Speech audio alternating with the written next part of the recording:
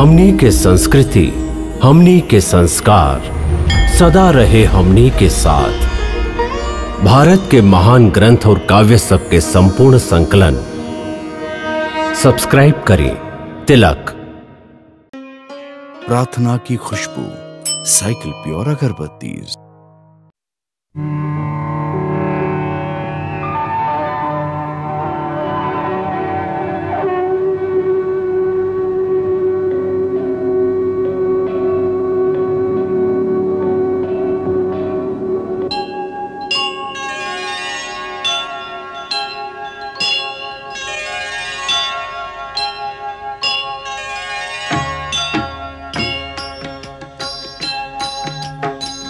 सीताराम चरित अति पावन, मधुर सरस अरु अति मन भावन।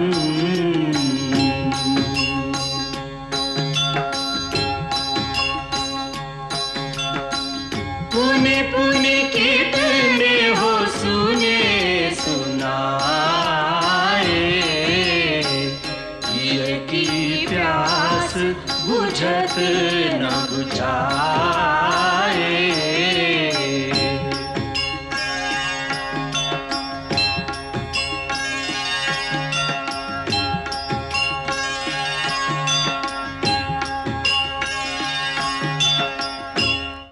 सारद शेष महेश विधि,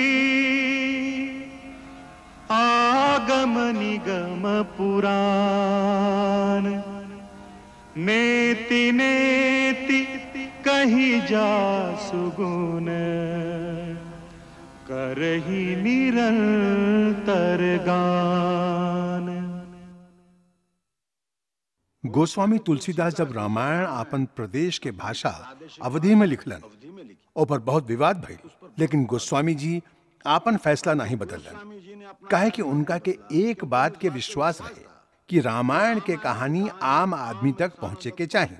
जैसे रामायण में जे कर्तव्य, त्याग और प्रेम के आदर्श दिखाई गई बा, जे इंसान के व्यवहारिक जीवन के आदर्श है, ओसे एक आम आदमी भी आपन जीवन में मार्गदर्शन पा सकेला, ओकरा के जिंदगी के सही रास्ता मिल सकेला। रामायण एक धार्मिक ग्रंथ होवे के अलावा एक सांस्कृतिक दस्तावेज है, एक ऐसा सांस्कृतिक धरोहर जे रंग, नस्ल, मुल्क और जाति के सीमा के पार करके आम आदमी के मन पर इतना गहरा असर डालेला कि हर आदमी आपन हर दिन के जिंदगी में ओकर शिक्षा और तालीम से फायदा उठा सकेला। यही कारण बा कि दुनिया के करीब करीब हर भाषा में एकर अनुवाद हो चुकल बा। जर्मनी, फ्रांस, इंग्लैंड, रूस, चीन, ईरान, थाईलैंड, इंडोनेशिया आदि सब देश में रामायण के इतना ही आदर मिलल जितना भारत में। रूस में पिछला कई साल से रामायण के नाटक रंगमंच पर खेलल जा रहा बा। ओहर इंडोनेशिया में रामायण उहाँ के लोक कथा, उहाँ के लोक कला के एगो जरूरी विषय ही ना, बल्कि प्रिय विषय बा। ओकर कारण बा कि भारत दूसरा के धरती पर कब्जा करे खातिर कब्बो आपन सेना नइखे भेजले, फौज नइखे भेजले। हमेशा भारत से गईलन शांति और दोस्ती के दूत, शांति और दोस्ती बाटे, जे उनकर धरती पर ना बल्कि उनकर मन पर कब्जा कर लेलन। उ दूतन के साथ गईल भारत के वीरन के कहानी, उनकर महाकाव्य रामायण जैसन महान ग्रंथ, ओकर असर इतना गहरा रहल। एकर जिक्र करत पंडित जवाहरलाल नेहरू आपन किताब में फ्रांस के एक इतिहासकार, इतिहास के विद्वान मिसलेट के विचार एह तरह से लिखले बाड़न। जेकरा के जीवन के अनुभव करे के प्यास होके, वो एह महाकाव्य रूपी सरोवर के जल से आपन प्यास बुझावे। उस सागर से भी विशाल बा, जेकरा में सूरज के प्रकाश बा, जिसमें एक निरंतर शांति, एक अनंत मिठास बा। सबसे पहले महर्षि वाल्मीकि संस्कृत भाषा में रामायण की रचना कैले। यावत् स्थास्यन्ति गिर्यः सरितश्च महितले तावत् रामायण कथा लोकेषु प्रचरिष्यति। ओकरा बाद जब संस्कृत बोल चाल के भाषा ना रहल, तब कवि लोग और संत लोग एकरा बार बार आपन आपन समय में और आपन आपन प्रदेश के भाषा में लिखलन। दक्षिण के भाषा में रंगनाथ रामायण के तेलुगु में लिखलन।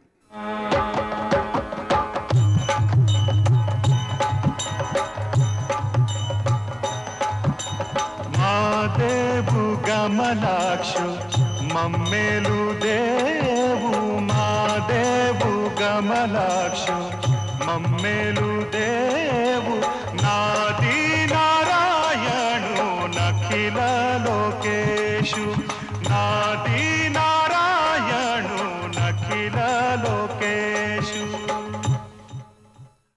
वही तरह महर्षि कंबन तमिल में, अलुत्तछन मलयालम में, नागचंद्र जी कन्नड़ में एकरा के लिखलन। पूरब में महाकवि कृतिवास रामायण के बंगला में लिखलन। कृतिवासो रामायण उनके जीवन काल ही में घरे घरे गाए जाए लगल।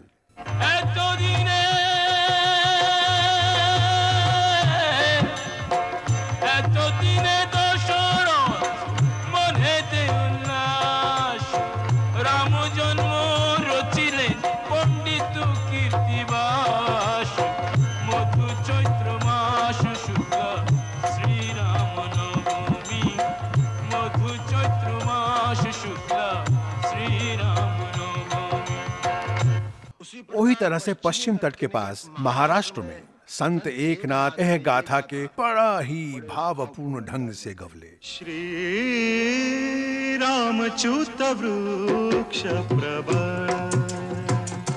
श्री रामच्युत वृक्ष प्रभा त्यावरी वाल्मीकि कवि गोकीळ त्यावरी वाल्मीकि कवि गोकीळ नारद वसंते कुटली कीळ नारद वसंते कुटली कीळ मधुराक्षरी सरळ आलाप केला श्री रामच्युत वृक्ष प्रभा श्री रामच्युत वृक्ष प्रभा। जैसन कि हम पहले ही कहली, उत्तर में गोस्वामी तुलसीदास जी एकरा अवधि में लिखले। सब जानत प्रभु प्रभुता सोई तदपि कहे बिनु रहन कोई तदपि कहे बिनु रहन कोई। सीताराम चरित अति पावन सीताराम चरित अति पावन मधुर सरस अरु अति मन भावन मधुर सरस अरु अति मन भावन। रामायण के कहानी आदमी के मन में ई विश्वास, ई यकीन, ई भरोसा के मजबूत करेला कि जब कब वो जुल्म के ताकत मतलब निरंकुश ताकत मानवता और इंसानियत के आपन पैर के नीचे रौंदे की कोशिश करी, तब वो बखत दुनिया में कोनो ऐसन ताकत, कोनो ऐसन विभूति आदमी के रूप में आई जे जुल्म के ताकत के और उनकर हथियार के मुकाबला खाली अपन सच्चाई, आत्मविश्वास और प्रेम के भावना से करी। रामायण के परंपरागत कथा यह बात पर आधारित बा कि एक समय में जब आतताई शक्ति रावण के रूप में प्रकट होला, जे अपन ताकत के नशा में चूर धरती के अपन पैर के नीचे रौंदत चल जाला, ओह समय धरती, ऋषि, मुनि और देवता सब भगवान विष्णु के पास मदद खातिर जालन और ऊ उनकर पुकार से द्रवित होके उनकर सहायता के वचन देलन। एह कथा से एगो आदमी में सच्चाई, सांच के रास्ता पर चले के हिम्मत आवेला कि आखिर में हमेशा सच्चाई के जीत हुई और सगरे संसार में एक ही नारा गूंजत रही, सत्यमेव जयते। सत्यमेव जयते। शान्ताकारं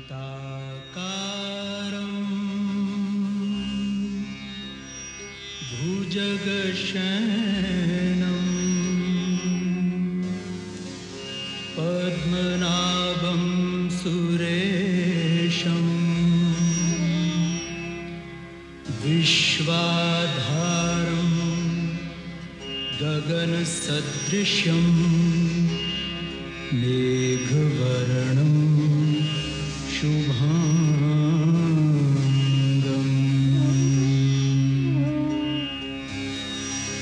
यं ब्रह्मा वरुणेन्द्र रुद्रमरुतः स्तुनवन्ति दिव्यैस्तवैः वेदैः साङ्गपदक्रमोऽपि निषदैर्गायन्ति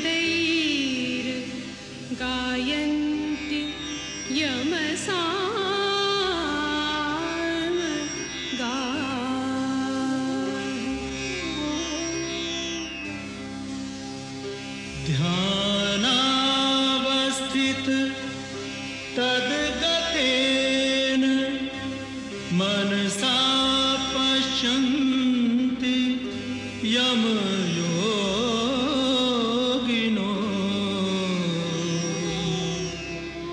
यस्यान्तं न विदुःसुरा सुरगणा देवाय तस्मै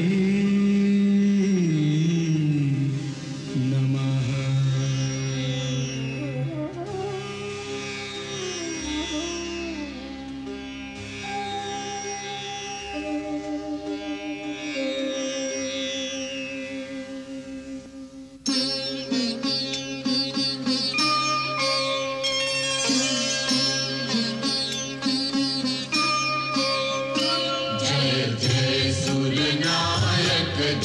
सुखदायक प्रणतपाल भगवंता, ओ हितकारी जय असुरारी सिंधु सुता प्रिय कंता। आनन सुर धरनी अद्भुत करनी मर्म न जाने कोई, जो सहज कृपाला दीन दयाला अनुग्रह सोई। जय जय अविनाशी सब घटवासी व्यापक परमानंदा। अविगत दोतीतम चरित पुनीतम माया रहित मुकुंदा। जेहि लागी विरागी अति अनुरागी विगत मोह मुनि वृंदा। निसि बासर ध्यावहि गुण गण गावहि जयति सच्चिदानंदा। जयति सच्चिदानंदा, जयति सच्चिदानंदा, जयति सच्चिदानंदा।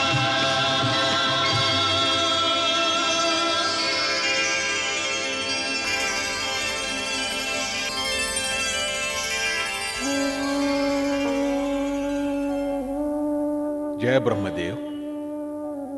हे सच्चिदानंद, हे सृष्टि पालक, पापी रावण के अत्याचार से पीड़ित होके यह पृथ्वी के ऋषि मुनि देवता गंधर्व सभे आपके शरण में आयल बाणन। इनका रक्षा करी भगवान।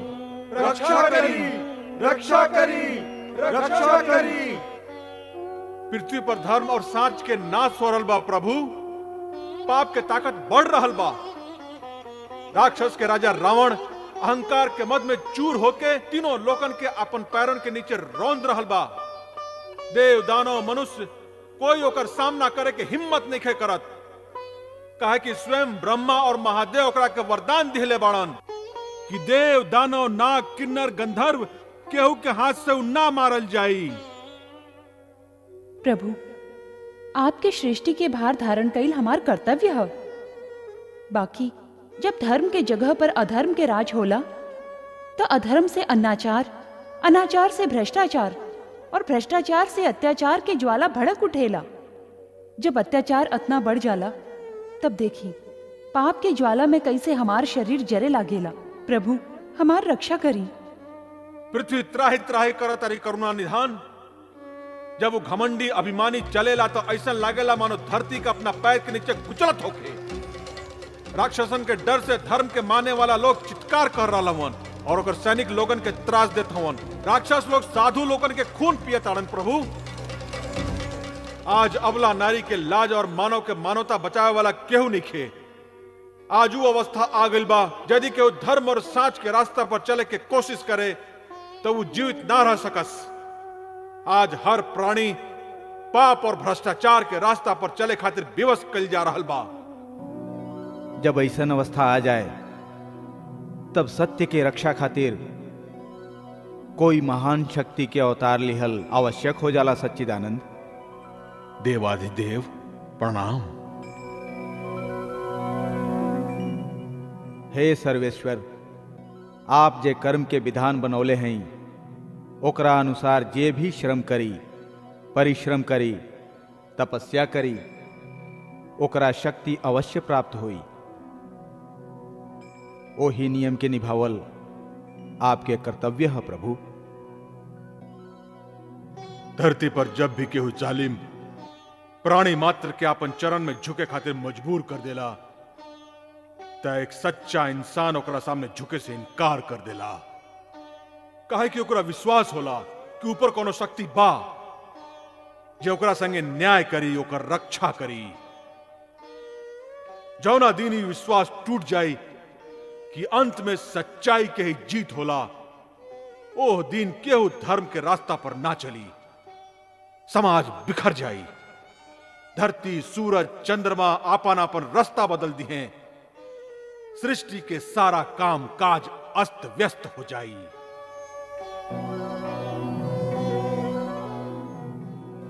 देवगुरु बृहस्पति ठीक कहतानी प्रभु। यह उ समय है जब ईश्वर के अवतार लिहल आवश्यक होला। त्रिपुरारी, पापी के पाप में ही ओकर नाश के बीज छुपल रहेला। जे रावण ई सोच रहल बा कि ओकरा से बढ़कर कोई शक्ति नहीं रहल, ओकर नाश भी ओकर अहंकार में ही छुपल बा। अहंकार के वजह से ही वो वरदान मांगत समय मनुष्य और बानर के हाथ से मरे के वरदान ना मांगले रहे। जौना आदमी के वो कीड़ा मकोड़ा की तरह तुच्छ समझा था, ओह सामान्य मनुष्य के रूप में हम अवतार लेकर ओकर मान भंग करब। हम अपन कला के साथ अयोध्या नरेश दशरथ के घर में जन्म लेब और राक्षसन के अत्याचार से धरती के रक्षा करब। जैसे धरती पर जहां भी लोग सत्य और धर्म के साथ देश, वहां उनका एक ही विश्वास होखे कि अंत में साच के ही जय हुई और एक सृष्टि में एक ही जय घोष बूझी, सत्यमेव जयते, सत्यमेव जयते, सत्यमेव जयते, सत्यमेव जयते, सत्यमेव जयते, सत्यमेव जयते।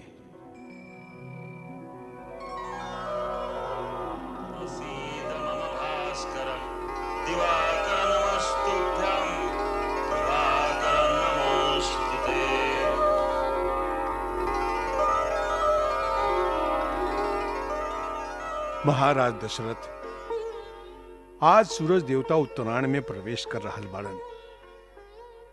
ये बड़ा ही पुनीत मुहूर्त है। यह शुभ मुहूर्त में अपन कुल देवता से जे भी प्रार्थना करब वो अवश्य सफल हुई। गुरुदेव, आपके आशीर्वाद से अपार वैभव, सुख, समृद्धि, कीर्ति सब कुछ बा, परंतु एक ही कमी बा जे हमरा के व्याकुल कैले रहेला। जह सूर्य वंश में महाराज इक्ष्वाकु, दिलीप, भगीरथ, रघु हरिश्चंद्र जैसन परम प्रतापी यशस्वी राजा भइलन, का कहू रघुकुल दशरथ का संगे ही समाप्त हो जाई? का हमरा बात पितरन के पानी देवे वाला कोई ना रही? महर्षि वशिष्ठ, कुल देवता सूरज भगवान से हमार यह प्रार्थना बा, यह पुकार बा, सूर्य वंश के सूरज दशरथ का संगे ही डूब ना जाए। आप तो जानी ले गुरुदेव कि यदि केहू माई कहे वाला न होखे तो स्त्री अपना के अपूर्ण समझे ले। एगो माई के हृदय के आंगन जब तक सोन रही गुरुदेव, तब तक संसार के सगरे सुख वैभव ई महल के खालीपन के कब्बो न भर सकी। आप तो त्रिकालदर्शी हैं गुरुदेव, हमनी के मन के व्यथा तो आप जानते हैं। महारानी कौशल्या, देवी कैकेयी, देवी सुमित्रा, आप लोग निराश मत होई। सूरज भगवान आप लोगन के मनोकामना जरूर पूरा करी है। बाकी ओकरा खातिर पुत्र कामेष्टि यज्ञ करे के होई। तब फिर गुरुदेव ओकरा में देरी काहे? आप यज्ञ के आयोजन करें। परंतु देवी, हम यज्ञ नहीं करा सकत। आप न कराई तो के कराई? अथर्ववेद के पूर्ण ज्ञाता ऋषि श्रृंग मुनि एकर विशेषज्ञ बाड़न। यज्ञ उन्हीं के द्वारा संपन्न होके के चाहिए। तो फिर उनकरा के बोलवाई गुरुदेव और यज्ञ के अनुष्ठान करवाई।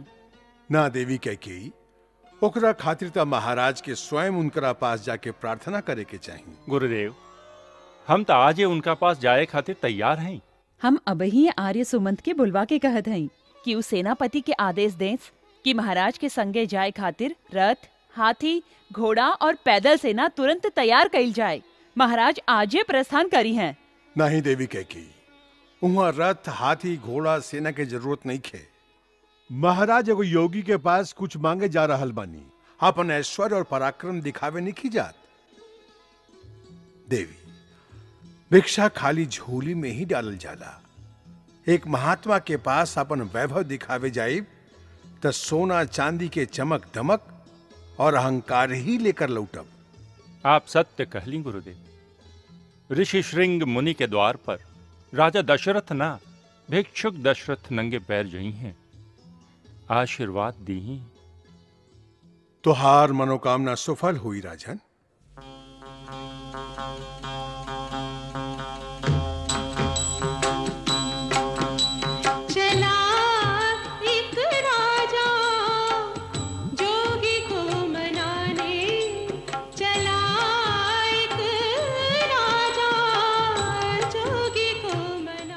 मंगल भवन अमंगल हारी, प्रभु सुदशरथ अजिर बिहारी।